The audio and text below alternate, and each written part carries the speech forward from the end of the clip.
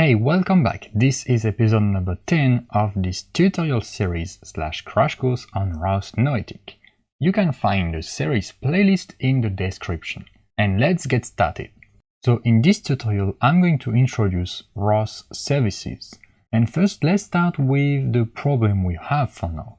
So we have topics to communicate between nodes, but now let's say that we want a kind of client-server interaction. So you have two nodes and node A wants to reach node B with a request and then eventually get a response from node B. Okay, that could be to set some, particular setting and to see if it can work, or simply to get a computation or to ask a question. And with topics, it doesn't really work that well because topics, as you could see, are great to send some kind of data stream. Okay, you continuously send data and you have some publishers on one side and some subscribers on the other side. But you don't have that client-server interaction. Okay, so let's just start a node that already contains a service to see a bit more about that. Okay, so let's do ROS core. And then we are going to go ROS run in the ROS tutorial again. And we are gonna launch the add to int server. Great, so this node seems to do nothing for now. But actually this one is just gonna host the add to int server, so to add to int. So if I do now ROS service list, so as you can see here, it's very simple. You had ROS topic, now you have ROS service, okay, and then list to list all the current running services. You can see we have quite a few. So we have stuff with ROS out, okay, for logging functionalities, and then you will see that for each node, okay, so this node is add to int server, you will have a get loggers and a set logger level. So this is actually already here because you have started a node, but this service is new and is from the add to int server. Okay, so what we can do now is ROS service info, just like you did with topics, but with ROS service, add to ints. Let's press enter. And now you can see that this service is advertised by the add to int server node. And you can see also the type. Okay, ROS tutorials add to int with some arguments A and B. So what we can do now is, let's try to actually call the service. Okay, so as a client, let's make a client request. And here, the service is pretty explicit. It's gonna add two ints. So you need to provide A and B. So you need to provide two numbers and you should get the sum of those two numbers. So let's do ROS service. You can do call, okay, to directly call the service from the terminal. Then we're gonna put add two ints. Okay, space, and what you can do now is press tab twice or once to get the auto completion for the request. So you have A and B, you can use the left and right keys to just modify the values. Let's put 2 here and let's put 5 here. I press enter. Okay, and we have sum is equal to 7, as you can see here. We also have returning 2 plus 5 is equal to 7. So what happened is that this client here reached to the server with 2 and 7, and then the server computed the value and returned the value. And the server is still running, so we can continue to call. Let's change the value here. Okay, 2 and 8 is equal to 10. Okay, so we can do different client calls to the same server, and every time we're gonna get a reply. So here a quick analogy also to better understand services. So let's just think about a web page, okay, with a server. Okay, so when you go on the internet on a web page, you just have one server that is delivering the web page. You in front of your computer are the client. Okay, so your web browser is gonna be the client that's gonna reach the server to get the web page. And you can have many people connected to the same server at the same time. So many people browsing the same web page at the same time as client, and the web page is coming from one server. Okay, so one server, many clients. And usually in ROS, you're going to use services for mainly two things. either if you want to make a computation, so for example here, okay, we send some data in the request and we receive a response. Or if you want to change a setting, that's what we're gonna see just after that. And I'm just gonna show you something. So you can see here when we do ROS service info add to int, we have the node that is advertising the service, and we have also the type. If I do ROS SRV, okay, so you have ROS message, so MSG for messages, and you have SRV, which are actually kind of the messages for services. Okay, so ROS SRV show, and then the type, and you're gonna see here this is very similar to what we had for messages, but you can see here 3 dashes. So basically a service definition here for a service server is gonna contain 2 messages. It's gonna contain one actually request and one response, and separated here in the definition by 3 dashes.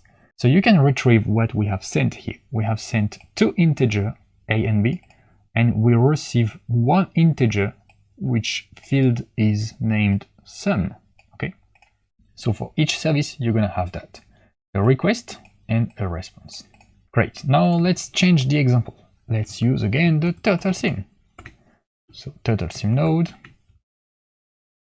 And with the turtlesim, we actually have quite a bunch of services. So ROS service list. Okay, so this is for the node. Then you have ROS out, and then you can see we have clear, kill, reset, etc. So clear is gonna clear everything. So when you move the turtle, it's gonna draw some lines. So with clear, you can clear that. You can kill the turtle, reset the turtle, spawn another turtle, set the color of the pen, etc., etc. You can teleport the turtle. So you have many different services to do kind of one-shot operations or computation. So here we're gonna use the set pen. Okay, so how to use that? You do ROS service info first to check what do we have here. Okay, so no turtlesim, kind of guessed that, and then the type here and the arguments. So this is just an help, okay, where you will need to send RGB for the color, and then the width, and then off maybe to turn on and to turn off the pen. So if I do ROS SRV show with this, I can see that I have so integer RGB width off, and then 3 dashes, and we have the response, and actually the response is empty. Okay, you don't necessarily need to have something in the request or the response. Okay, so now what I'm gonna do here, I'm gonna start ROS1 turtlesim turtle teleop key so that we can control. Okay, the turtle, you can see now the line is white. Okay, that's the default. Let's actually change that. I'm gonna do ROS service call, and then turtle1 set pen, and I press tab, and you can see here I'm gonna modify.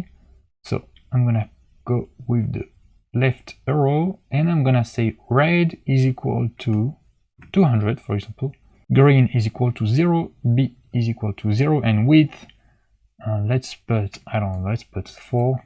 Let's press enter.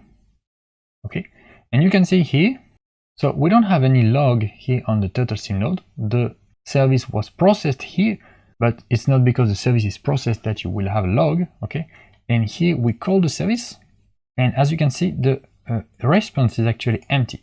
So we print the response, but because there is no response, we don't print anything.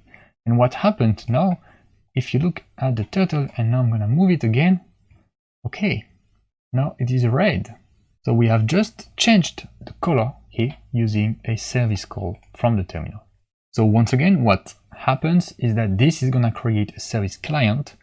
It's gonna call the turtle1 set pen service, and the turtle1 set pen service is advertised by the turtlesim node. So the server is in that node. So this request is gonna go to the server node.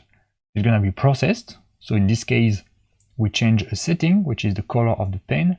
And then this node is gonna reply to the client with a response. In that case, we don't have any response.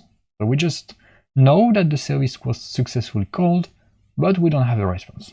Now, let's say that you try to call a service that doesn't exist. So maybe you have a typo, or maybe simply here, I'm gonna kill everything related to turtlesim. So let's say I try to call the turtle1 set pane, but there is no turtlesim node. You can see unable to communicate with service, okay, because it's not advertised yet. Okay, we first need to, of course, have the service server so that I can contact the service. Okay, the same for a web page actually. If the server is down, well, you can't access the web page. Great, so with this you should have a better idea of what is a service. And just if you do, for example, RQT graph, the thing is that you will not see services on RQT graph. Okay, RQT graph, you will see the nodes and the topics, and that's it. You will not see services. So don't expect to see services here. To see services, you do ROS service list, and that's the only way to see all the services running in your graph. And now you have seen, well, that you can create nodes with ROS, and you can communicate between nodes using topics and also using services. So topics, you're gonna use them to send some data streams. So for example, a sensor that's gonna publish its data when you need to publish a command velocity, okay, very fast, to a robot. Okay, you can publish all kind of data with publishers on one side and subscribers on the other side. And you are gonna use services when you need a more client-server kind of communication. When the client is gonna send a specific request and maybe expect a specific response from the server. Alright, that's the end of this episode. If you found it useful, you will definitely like my full course named ROS for Beginners. This course contains 6 hours of content and will teach you everything you need to create complete ROS applications. You can find the link in the description. Thank you for watching, see you in the course or in the next tutorial of the series.